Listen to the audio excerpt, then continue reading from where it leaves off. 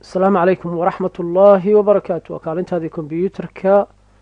waanu cabdiliif aadan ah walaalaha dhammaan meel kasta dunida ka joogtaanba salaantaas qiimaha badan ayaa idinku salaam. maanta waxaynu ka hadlaynaa wax lagu magacaabo one coin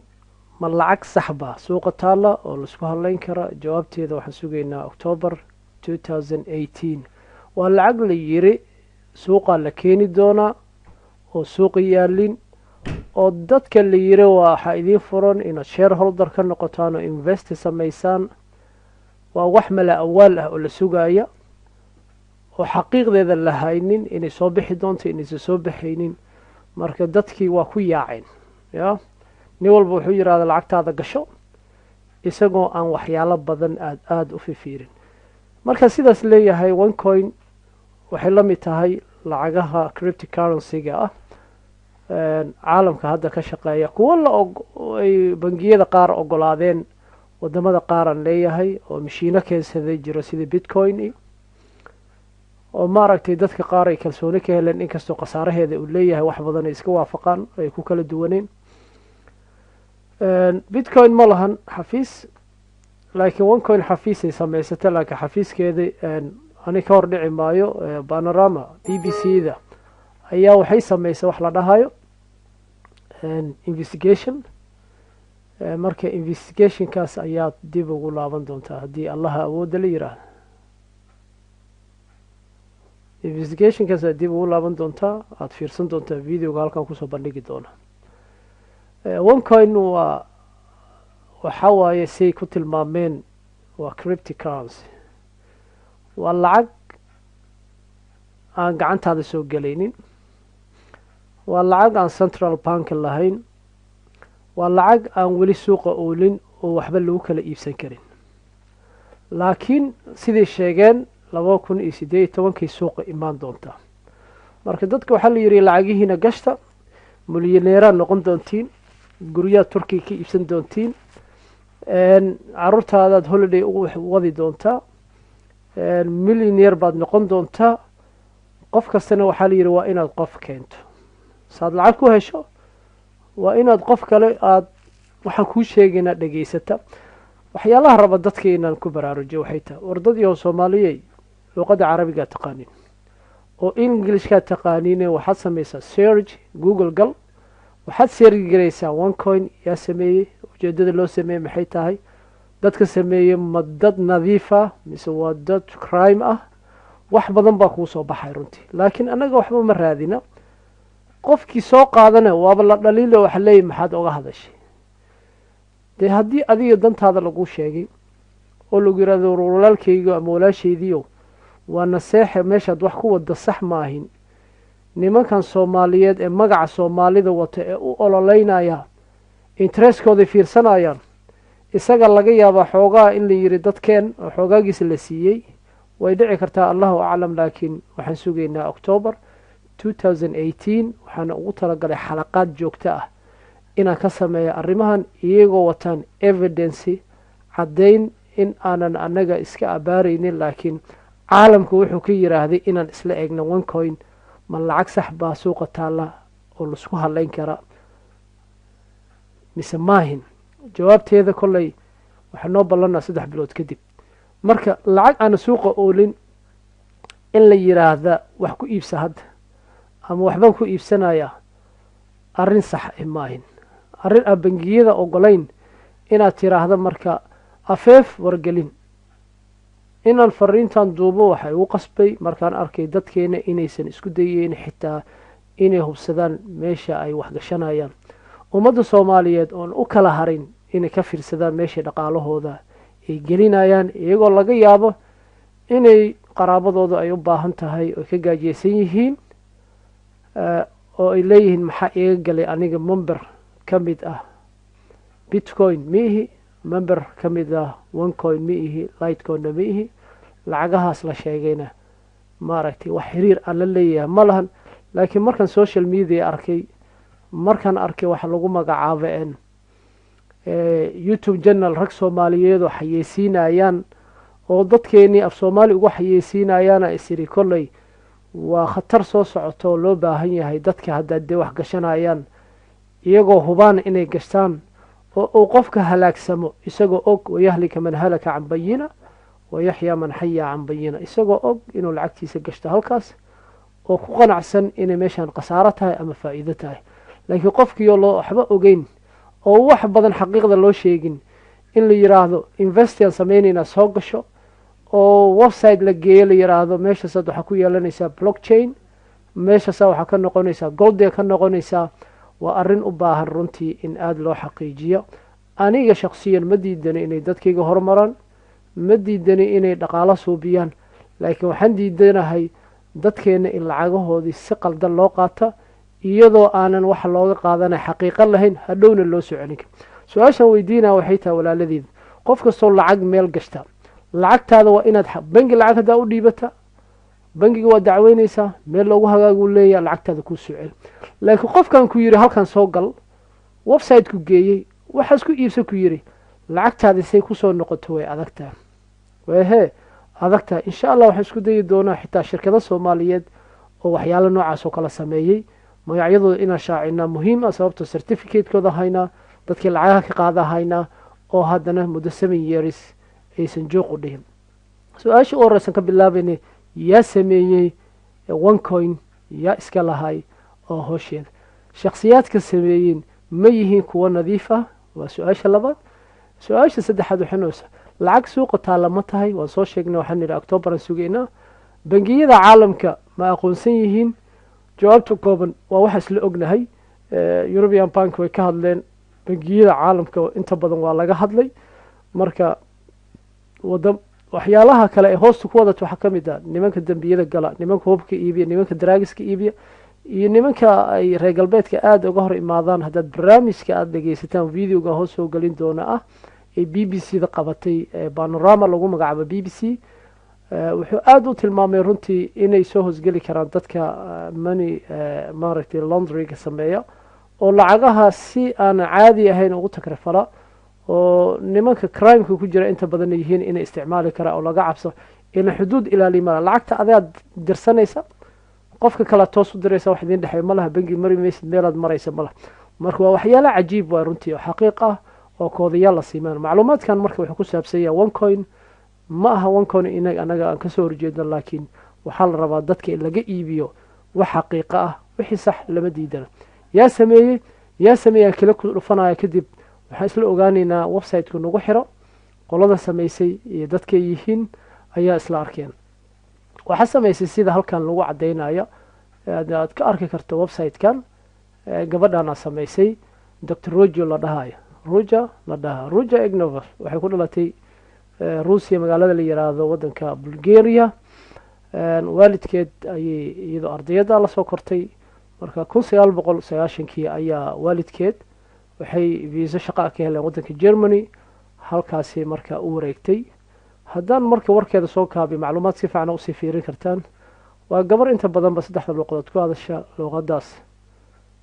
Englishka waxay ku hadashaa French iyo luqada Jarmalkaba marka qofka sameeyay marka waa qofkaas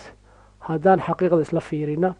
ma yihiin marka shakhsiyaadka sameeyay dad nadiif ah haddaan website-ka ku noqdo marka labaad waxyaalaha laga yiraahday website-yada qaar waxay tilmaameen runtii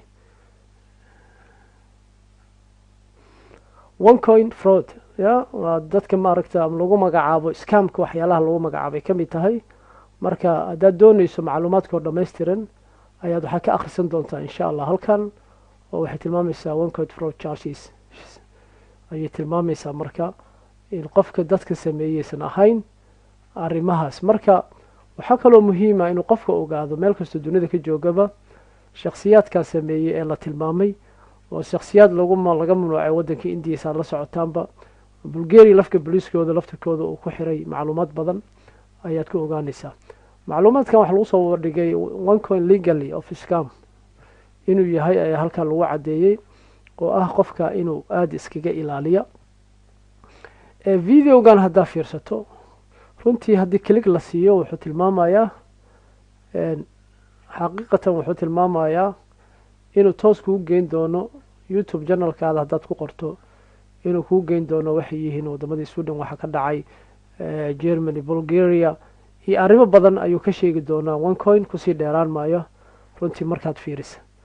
ujeedadeedii ugu weyn waxay tahay bas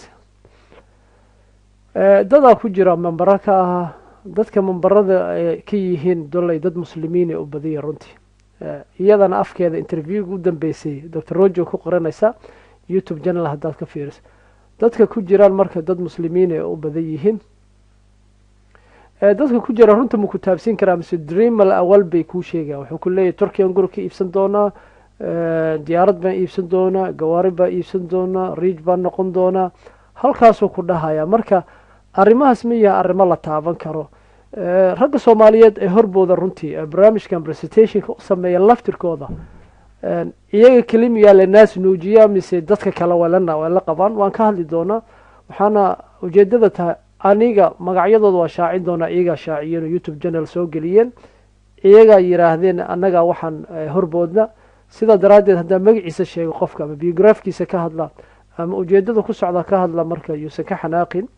ujeedadeeda waxay tahay keliya annaga waxaan nahay dad raadinaya inaan dadkeena wanaaga aan farta ugu fiiqna oo dhaqaalahoodii uusan meel qaldan gelin oy meel sax galaan in qofkan waa qof western jooga oo dhibaataysan oo duruuftii haysataa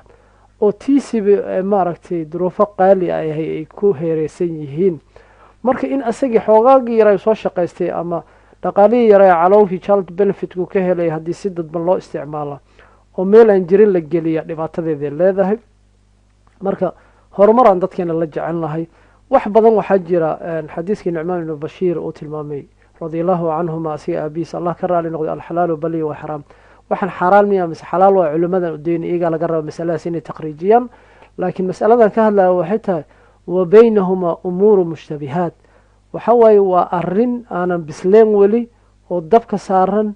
oo dadka la leeyahay lacag gashta maalgashta intaasoo bilyan lacagna la geliyey oo welina aan runta banaanka oolin sidaa daraaddeeda markay runta timaado oo la gaaro octoobar markaasay mudan tahay inaan idhaahdo war lacagtan waa lacag fayg ah oo ma jirta ama waa wax shaqaynaysa investig waa wax fiican laakiin dadka waxaa rabnaa wax la huba in wax laga iibiya mathal culamaa fiqiyiin waxay yidhaahdaan haddaad qofka ku tiraahdo waxbaan kaa iibinaya neefkaasna neefka calooshiisa ku jira markuu uurka qaado ilmaha dhalan doonaan kaa iibiyey annagoo dhan waa ognahay taas inaysan banaanayn waxa marka waxay u qaab eg tahay wax uurkii ku jira weli oo banaanka lasoo dhigin oo dadkii laga iibinayo marka waxaa mararka qaar yaab leh in lagu dhaho bitcoin waxay uga duwan tahay idiin sheegi bitcoin xafiis ma laha kuwaa xafiis le xafiiskooda inkastoo baanaraama ay ka daba tegeen oo ay ku sheegeen interview camera qarsoon laga soo qaaday idinka ay la daawan doontaan videogan hoostiisaan gelin doona waxaa kaloo lamid ah bitcoin badanaa shirar ma qabtaan inta badanba laakiin onecoin waxay qabtaan shirar dadkaa lagu mashquuliya waa lagu mala awaalaa maanta spain baa lagu qabanaya lagu leeyahay beri russia lagu qabanaya lagu dhaha beri china lagu qabanaya dadkii laftirkooda memberka ahay tigidka isagaa lacag labaad ku daraayo oo tigid free la siimayo jeebkiisuu ka bixin marka waa dhibaatooyinka kale ee jira ee dadkeena inta badanba aysan aada uga fikirin oo waxaa lagu mashquuliyaa shirar ama lagjaro aan dhammaanaynin oo dadkii xaqiiqdii la taabsiin maayo la dhihi maayo war waxaan weli maaragtay way imaan doontaa waan rajaynaynaa we hobaa lagu socda b b c baanarama markaa fiirisa investigation samaysa one life waxa waaye waxaad arkaysaa xaqiiqatan videogas haddaad daawato haddaa aragto anigoo been ka sheegaynin anigoo been ka sheegan waxaad arkaysaa waxyaalahaasaa muhiima marka videogaasaad ka fiirsan doontaa oo ma raba inaan kusii dheeraada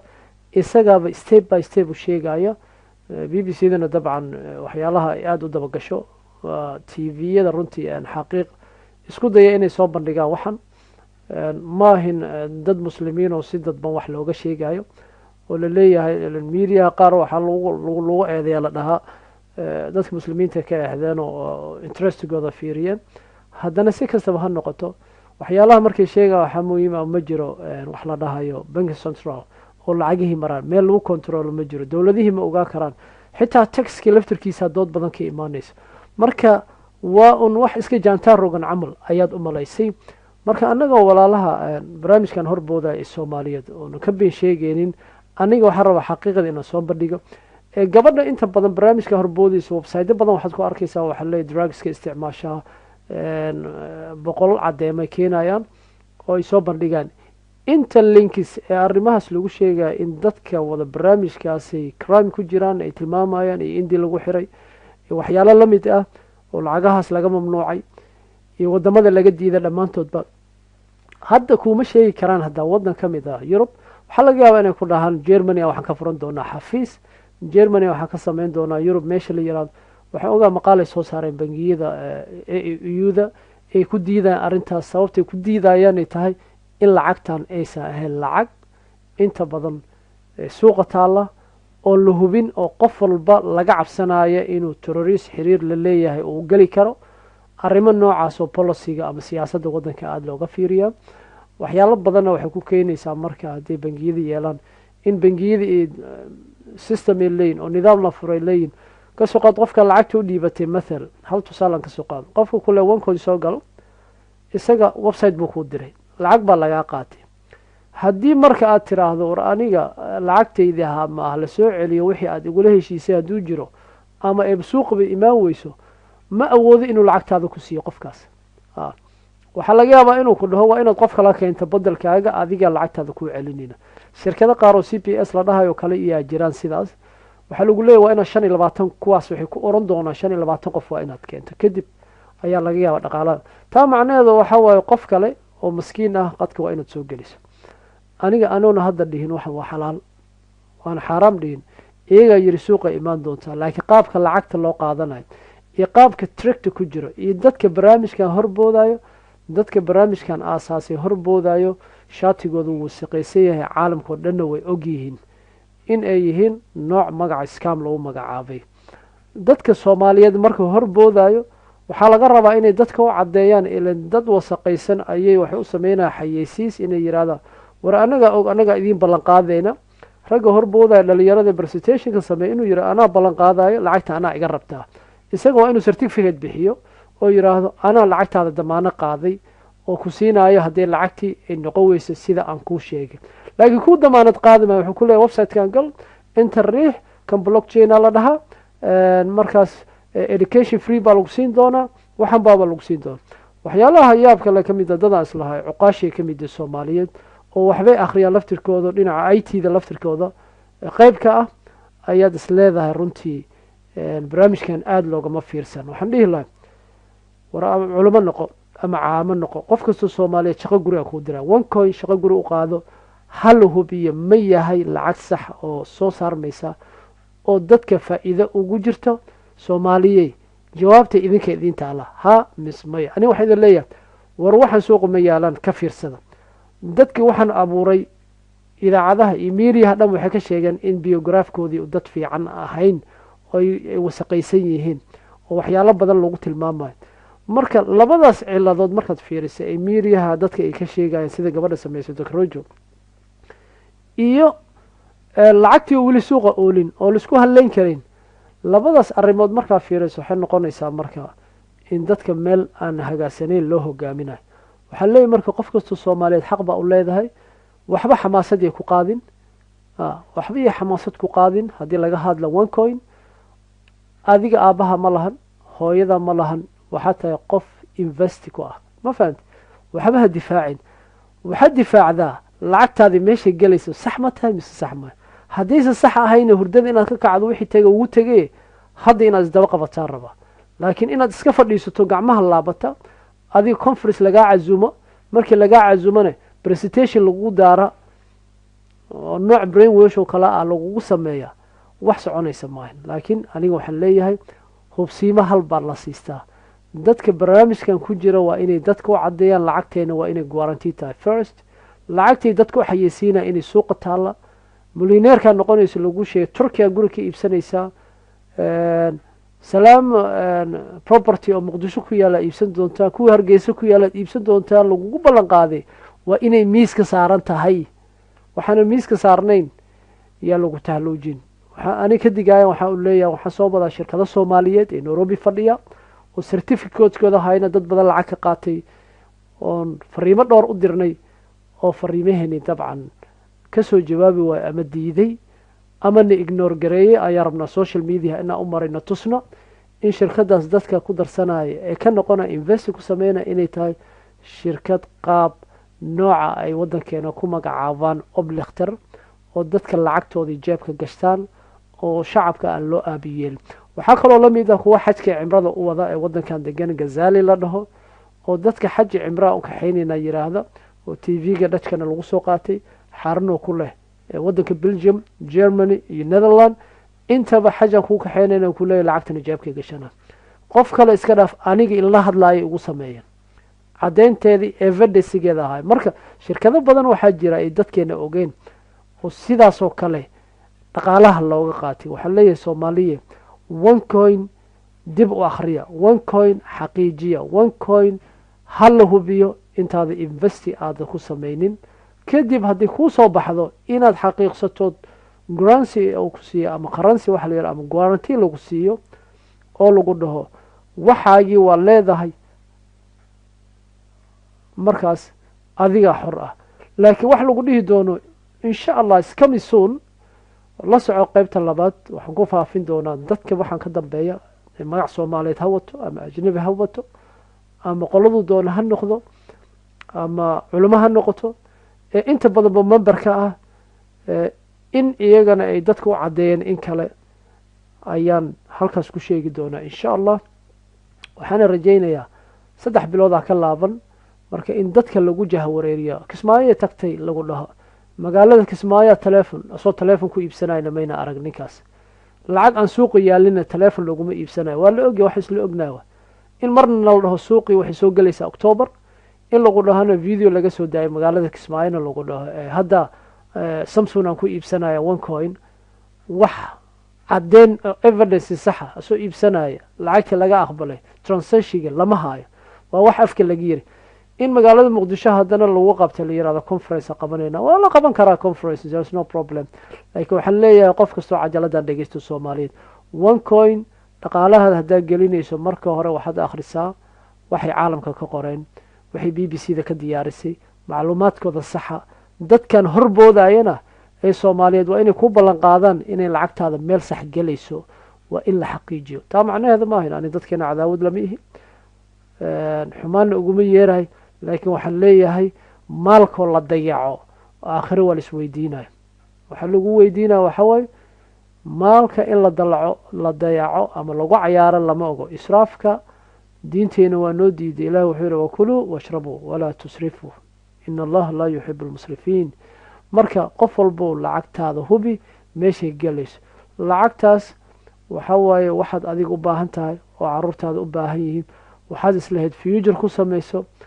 war idinka waxaad sheegaysiin shirkad oo la leeyahay invest ku sameeyay shirkado ka dhisan waddankan Dutchka ee lacaga la dhigto oo dowladdan Dutchka waddankan Netherlands ka diiwaan gashan ayaa anaga nagu sameeyay waxa lagu magacaabo oblikhter waxaa la dhahaa in ay lacagtaada dhacaan oo lagu dhaho shirkadii is bankrupt shirkadu waa kacday 5 years contract lagula geli si nidaamad maraysa lacagtii aad meel dhigatay sanadka shanaad inta la gaaro warqad baa lagu soo garaa company-ga waa kacalay company-ga magaca laga bedeli magac kale qaadan this is a trick way marka annagan kula hadlayo nagu dhacday uqsimu billaah ilaaha ku dhaaran marka waxa way wax cad oo dawlad kala saxateen oo bangi loo maray ayaa dacwad 2 sano 3 sano ay kugu qaadanaysaa lacagti ka baxday lacag ka badan ayaa ku baxaysa markaad marayso lacagtaad gelisay oo 3,000 ahayd 3,000 ay maxkamad kaaga baxdo waxa isleedahay warniyo xagee ku soo socotaa kulay natiijada gaari mayso marka waxaan leeyahay war afeef furay waxa way dadka waxa oo afeefan on ogeysiin inay aad uga fiirsadaan arrimaha dad badan baa qofka mu'minka laba god lagama qaniino mar haday kugu dhacdo mar labaad ay kugu dhicin qof kasto lacagtaas ilmahaaga ka gaajeysiisay dadkaaga u baahan qaraabadaada u baahan investiga wax fiican in horumar gaarto horumarkaaga waa horumarkeeni laakiin meel alla meesha lacagtaas galayso waa inaad xaqiijisaan one coin aniga waxaan sugayaa kaliya inay suuqa soo gasho October kadib ayaan macluumaadkii saxa aan ka diyaarinay qaybta labaad oo soo deyn doona qaybta saddexaadna October ay noqon doonta oo xaqiiqda u soo bandhigi doono qof kastoo barnaamijkan ka dambeeyey ujeedadu ka lahay iyo dadkii masaakiintii oon maaragtay lacagaha gashtay xaaladooda maxay ku dambeynaysa waxaa idinkaga degay ammaano alla meel kastoo